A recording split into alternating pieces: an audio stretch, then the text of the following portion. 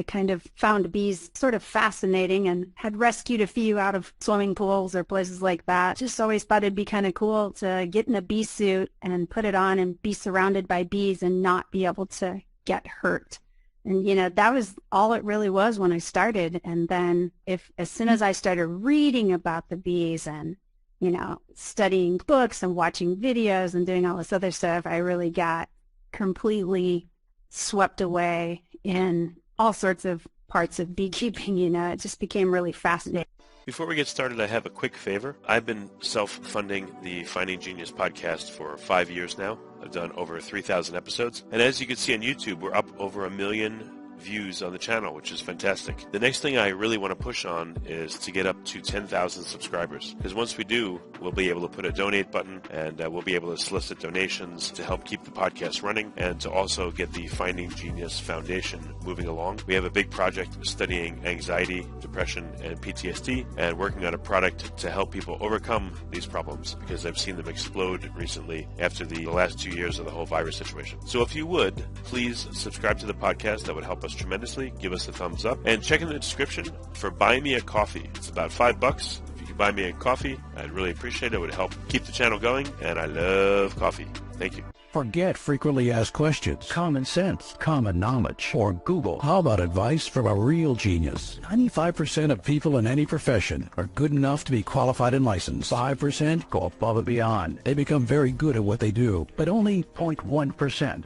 are real geniuses. Richard Jacobs has made it his life's mission to find them for you. He hunts down and interviews geniuses in every field: sleep science, cancer, stem cells, ketogenic diets, and more. Here come the geniuses. This is the Finding Genius podcast with Richard Jacobs. Hello, this is Richard Jacobs with the Finding Genius podcast. I have Tanya Phillips. She runs the Texas honeybee farm. My wife and I visited there a little over a month ago. It's a really cool place. So we're going to talk about the farm and what it does and what experiences people get to have if they go there. So Tanya, thank you for coming.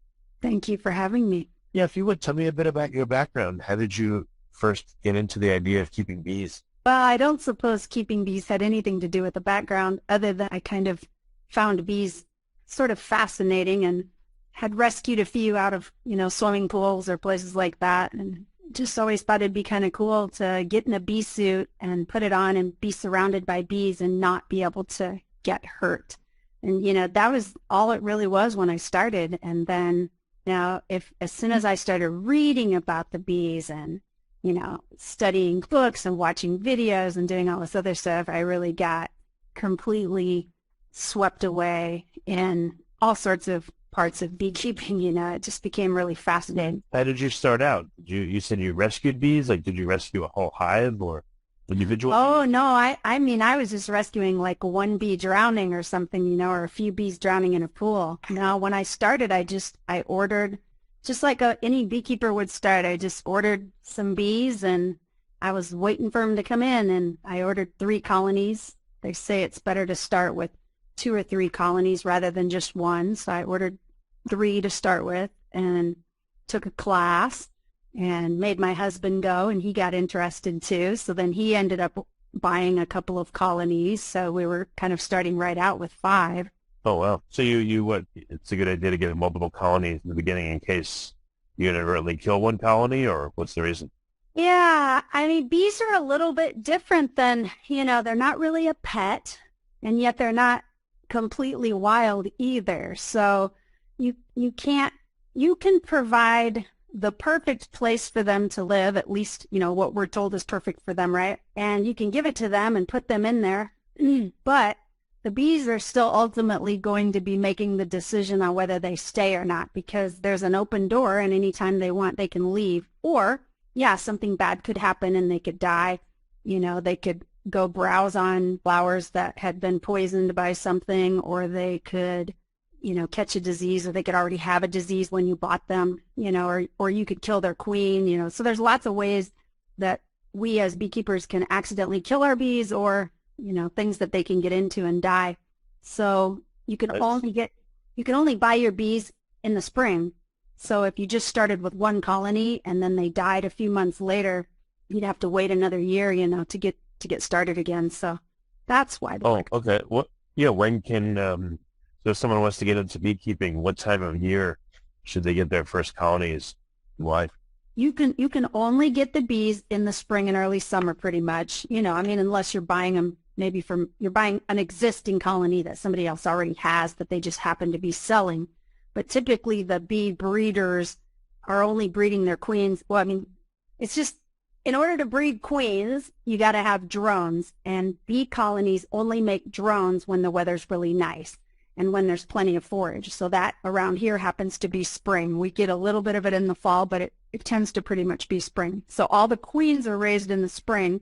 So that's when everybody who is going to sell bees splits their existing colonies into multiple colonies, gives them those new queens, and then puts them up for sale. So How do beekeepers have multiple queens? I mean, do they only come about after you separate the hives and then a new queen will I guess, let's get what they call it. What is the type of bee that turns into a queen? Sure. So inside of a hive, you have males and females. Every female in the hive, as it's born, has queen potential. So the difference between a male and a female is they all still just are coming from the queen at that moment. But the queen, when she lays an egg, well, first the worker bees build the cell size, and based on cell size, the queen measures the cell size, and she knows that the workers are telling her to put a boy or a girl in. If it's smaller, it's to put a girl, and if it's larger, it's to put a boy. So in order to do that, she has the potential just from her own eggs to just lay an egg, and it will become a boy. The boys are called drones. If she lays an egg and fertilizes it with drone sperm that she's carrying around in her organ called the spermatheca, if she fertilizes it, that's what makes it become a female. Any female, as long as it's decided within about the first 6 days of their birth, could become a queen. The difference is at about the 6th day after they're born, the colony starts feeding them regular bee food, which would be pollen. They call it bee bread, but it's pollen mixed with some honey, maybe enzymes, and a worker jelly. That is what differentiates it. Once they start feeding them that, the development changes or stays, maybe it stunts it. I don't know that they've actually got it all figured out, but that makes them a worker bee. If starting from the first 3 days they're an egg, so they can't eat yet, but as soon as they become a larva on day 4, if from day 4 on, all that female bee is fed is royal jelly, then they will all become queens. So you can actually put queen cells that are manufactured by me, the beekeeper, say, or manufactured by somebody that I buy them from. If you put a bunch of those with a little tiny larva that you graft into a colony that doesn't have a queen, they'll turn them all into queens for you. And that's how queen breeders raise their queen. The shape of their cell dictates what they get fed. So when they really? I thought they're all hexagonal. What's the difference? The queen's cells are different. They start in that hexagonal area, or a lot of times they'll build them around edges and stuff, but then they kind of poke out and then they go down. So when a queen is raised, she's facing head down. When the rest of the bees are raised, they're facing head up because they got to chew their way out. So hers looks like a little tiny peanut shell, hanging off the edge of a frame. So how different, again, so the cell is more rounded than more hexagonal and smaller for the females? Well, the males and the females are almost the same. They're just larger or smaller. No, the queen's looks completely different. It's like as if you took a peanut, the whole shell of a peanut, and kind of attached it out in front of the hexagonal cells. They don't use their hexagonal cell at all. They build a whole new thing, and it sticks out and down. It's really big. So, I thought it was only X number of days after the females are born that they then go the way of the queens. But you're saying it all starts with the shape of the cell that the queens are going to be in. So they know that, and I guess that's what causes them to feed the royal jelly and the right stuff, and then it turns into a queen. So it starts with the structure? Well, it does if I'm trying to raise So if the bees are trying to do it, then they could just take a normal cell that had a egg laid in it, and now it has a little larva in it who's been being fed some royal jelly. They could just take that cell and they extend it towards themselves and then straight down, create the new space for the new queen to go, and then they just start hyper feeding her. Before we continue, I've been personally funding the Finding Genius podcast for 4.5 years now, which has led to 2,700 plus interviews of clinicians, researchers, scientists, CEOs, and other amazing people who are working to advance science and improve our lives and our world. Even though this podcast gets 100,000 plus downloads a month, we need your help to reach hundreds of thousands more worldwide. Please visit findinggeniuspodcast.com and click on Support Us. We have 3 levels of membership from $10 to $49 a month, including perks such as the ability to see ahead in our interview calendar and ask questions of upcoming guests, transcripts of podcasts you're interested in, the ability to request specific topics or guests, and more. Visit findinggeniuspodcast.com and click Support Us today. Now, back to the show. Royal jelly, and she becomes a lot bigger. She goes in head down, and she'll become a queen. So they're raising her out of a regular cell, just like any other bee. But when I'm trying to raise queens, I can either make fake queen cells and then pick up with a little itty-bitty teeny-weeny spoon, you pick up a larva and put it in the very bottom of it, and then you can do a whole row of those on a little bar, and then you put that whole bar inside of your hive. It might have 10 or 20 or 30 different queen cells on it, and you can put that down inside of a hive, and they'll start feeding each one of those little cells because they automatically see it was turned into a queen cell already. They'll automatically start feeding it only royal jelly, which is going to make them all turn into queen. Yeah. So how did you figure this out, how to do this, and can you reliably produce as many queens? Well, I wouldn't say that I'm really great at it. Sometimes I do it and it seems like everything works well. I learned it, from books and watching videos. It's nothing new for me. There's plenty of teachers out there teaching about it. But sometimes I've been really successful. I'll put in a bar of 30 queen cells and come back and they'll make, 20 or more of them into queens for me. And other times I've done it and only gotten 1 or 2 out of a bar of 30 to 40. So, there's just different things that affect it. There's a lot into raising queens that, it will probably take me years more of experience to figure out. But we usually leave queen breeding up to the specialty breeders, and there aren't very many of them around here in Texas. So, well, do you consult with some expert, queen breeders to see how you can improve your stats? Have you been able to identify why it happens and why it doesn't? Yeah, I have talked with a couple of different people about it. And, a lot of it has to do with the preparation that you do before you even try to build the queen. So, you have to they have these, they use all this terminology that probably doesn't make sense to people, but they have a starter colony and you have a finisher colony. And those colonies need to be being fed a lot of extra food. They need to be packed, jam-packed full of bees. So there's some circumstances, when a colony in real life out on your farm or whatever is jam-packed full of bees, they start going into sort of thinking about, maybe we should make a queen and we should split. That's called swarm. And so their natural tendency when they're overcrowded is to think about sending half the bees out to go live somewhere else. So you got to kind of create the circumstances in a forced situation and hopefully not overdo it, and you got to feed them enough. So there's just a lot of, it's mostly that. And then grafting itself, it's really difficult to, it's quick. You have to be very, very fast. And so I'm not as fast as I need to be, I'm sure. And I get faster as I go along, but you're basically using this little itty bitty tiny tool and you're putting on magnifying glasses and you're getting really bright lights because you're trying to get these larvae that have just finished being eggs and just become larvae. They're only 1 day into their instar period. And so they're teeny, you're grafting something you really can't even see. And then you're picking it up and then trying to put it into something else and get it down into the very bottom and then release it and let it go and have it stay there. So sometimes when I'm doing it, I can see that I've maybe I've, punctured the little larva, or, half the time, or maybe I think I got it and I didn't even get it. So it's really hard, and you're trying to do it really fast before they dry out. They need to be kept. Very delicate work. Yeah, so it's very delicate. They have to have a certain temperature. So it's more of it's not so much like, oh, I'm really totally doing something wrong, as I just need more experience at it. And then Being a jeweler, I guess, some people like that fine up-close work and some people don't.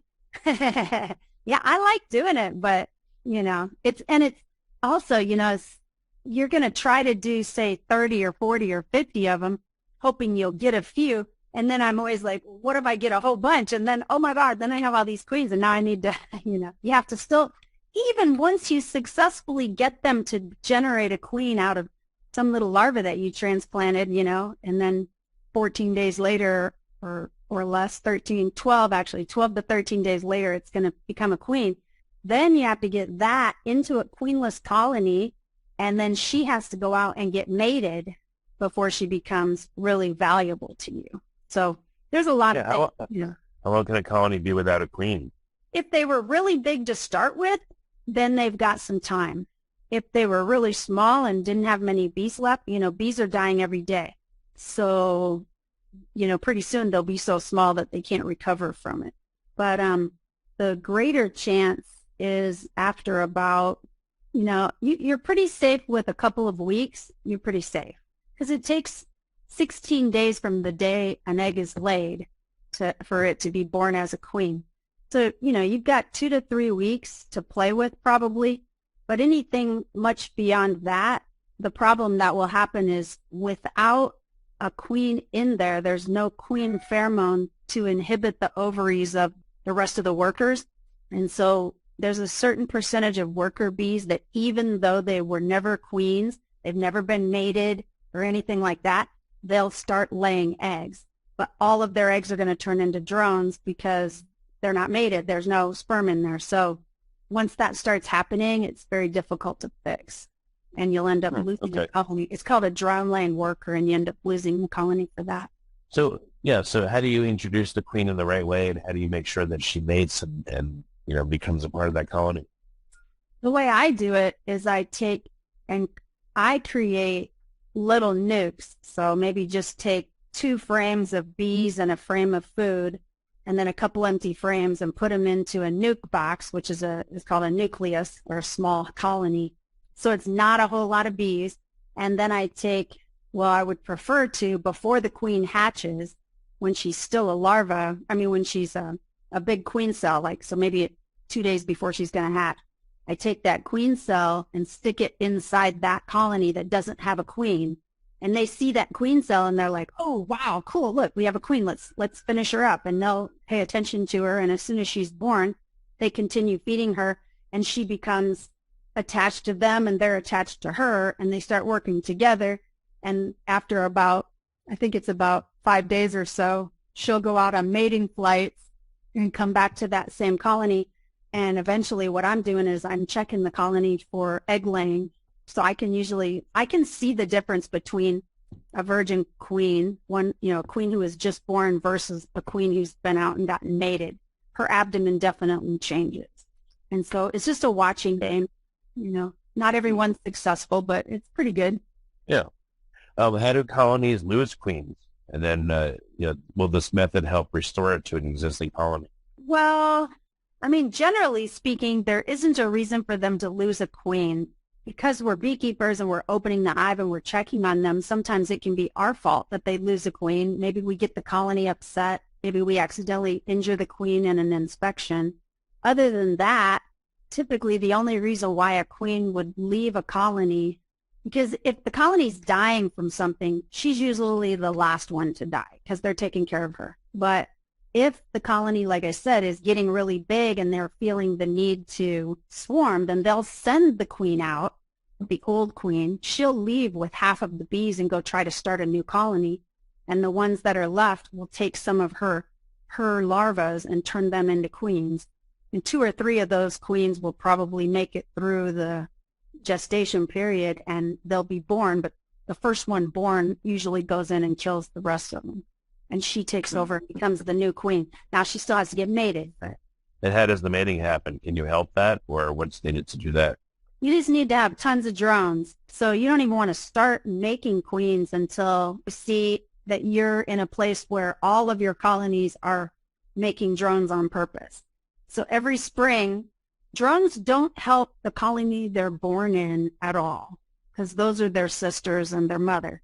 But the mother, because a drone is born only from its mother, that means that's 100% her genetics are inside that drone. And he's a haploid, so he only has half of a strand of DNA. He doesn't have, or whatever, one strand of DNA. He doesn't have two. The diploids have two, and he's only a haploid. So by her making boys on purpose, those boys grow up and they go out and look for queens to mate with.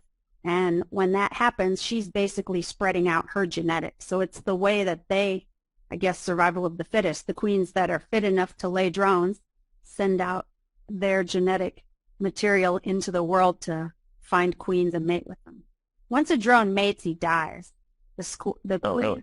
Yeah, the queens have an organ that stores up sperm, so they'll mate with as many drones as they can in about 3 different days of flying. That will give them enough sperm to last their lifetime, which can be 3 to 5 years. Okay. So you sell queens. Do you produce honey yourself, or do you get it? Oh, I don't. I don't sell queens. Just to be clear, I don't want a bunch of Okay. You just make them for yourself. If I'm raising them, I'm just trying to raise them for myself. Yeah, just to help out some of my colonies. I usually buy my queens just like anybody else does, but sometimes. How come you don't make your own? Why do you buy them? Just because it's very time consuming.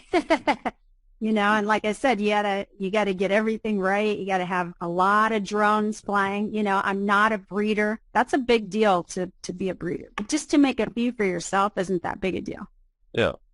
Okay. When I was there, we looked at, you had like some honeycombs that bees had built, and you mentioned something called bee space, because I noticed that 2 of the honeycombs were like not adjacent to each other, but close. So can you talk about bee space? I thought that was really cool. Yeah. So I guess, well, I'm not sure who originally discovered bee space. For us Americans, it came from Lorraine Langstroth, for whom the square hives are named after here. And what happened was he was experimenting with where to put the frames and how far apart to put frames inside of a hive. They did several experiments, like how many, whatever gallons, whatever you want to call it, how many gallons of space are needed for a colony? Because, bees were growing in trees, so they started cutting down trees and measuring the amount of space and trying to come up with the ideal amount. So at some point they came up with, the size of a deep box, and then started taking frames. And when they noticed that when they put the frames too close together, the bees made them all stick to each other. So you couldn't move the frames if you did that. They just basically glued all the frames to each other. And if you put them too far apart, the bees would build not only on the frames, but in between the frames, and they would mess it up that way. And so he just kept adjusting it a little bit each direction until he figured out that the bees like it at a certain space. And when he figured that out, he realized that if he were to put the frames in a hive all the same distance apart, and I'm terrible at numbers, but it's like 3/8 of an inch or something, but it's the height of 2 bees. So bees want to be able to cover all the space, and they want to be able to protect it from intruders. So if one bee is walking on one side of one frame and another bee's walking on the other side of another frame, and those 2 frames are next to each other, their backs will just barely rub against each other as they pass while they're, kind of doing their guard duty and walking around and inspecting. And if you have that exact space, the bees will only build on the frame and not in between the frames, and you can pick up the frames and pull them out and inspect them. You can trade places with them. You can use frames in other hives. So it totally took beekeeping and turned it into something that became mass scale and something that people could help one another with, or you could just help other colonies within your own yard, because now suddenly you can pull the frames out, you can inspect both sides, you can change their order in the hive, and you can move them from colony to colony. So it really opened up beekeeping and made it much easier for, lots of people to duplicate. Okay. So what else happens at your farm for people that are local in Austin? They want to come and see it. When can they come, and do you have classes, and what kind of activities do you have there for people? Sure. Well, we're open 4 days a week from 10 a.m. to 6 p.m., Wednesday, Thursday, Friday, and Saturday. And we do classes in the spring and in the fall. The classes are oriented mostly towards people who want to become beekeepers. And the 101 class is more classroom instruction. And there's a time when they go out. We have a bee observation deck that's screened in. So people can go out in the screened in area, and they don't have to put on a bee suit, but the beekeeper that's teaching the class will go outside with the bees and then bring the frames up to just the other side of the screen, so they can get an up close and personal look into a beehive without actually having to get their bee suit on and get all hot and sweaty. In the second class we teach, it's got some in-classroom instruction, but then the beekeepers go outside with other beekeepers, with master beekeepers, and they open up the hives and they inspect the hive and they manipulate the frame so that, each person is becoming a beekeeper for themselves and learning how to do it hands-on. In the store, we have honey tasting, and we do pretty much year-round, we can do what we call our on-the-spot tours. That doesn't involve opening a beehive, but we have another couple of different tours we do where, again, people can be in the bee deck, and you can reserve it for a group of people, and then we have a beekeeper come in and meet them, and the beekeeper does the same thing and just kind of introduces them into what's in a hive and how the bee colony works together, and shows them all of that stuff without them putting on a bee suit, which is great for kids and stuff. And then we also do the bee experience for those crazy people like me that just want to see what it's like to put on a bee suit and actually go out with the bees. And usually those only have I think we can probably do up to 8 people, but usually it's like 4 people. And they get to put on a bee suit and go out with a beekeeper and get talked through a hive. They're not having to go to work or anything, just going out to enjoy it and take pictures. That's really cool. Yeah, and I have ducks and chickens. A lot of people like to come out, and right now there's like a crazy egg thing going on. I don't know what's going on. I don't like eggs, but apparently everybody's coming here to buy eggs right now, but I don't have that many, by the way. But people come out. Maybe you should tell people you have bee eggs. So they'd probably be pretty disappointed though. Yeah. They're hard to find. Yeah, so that you had a store, you had a selection of different honeys, which, we did a tasting, which was very different, interesting. So we saw that. That looks like it's available. People can buy from you local honeys.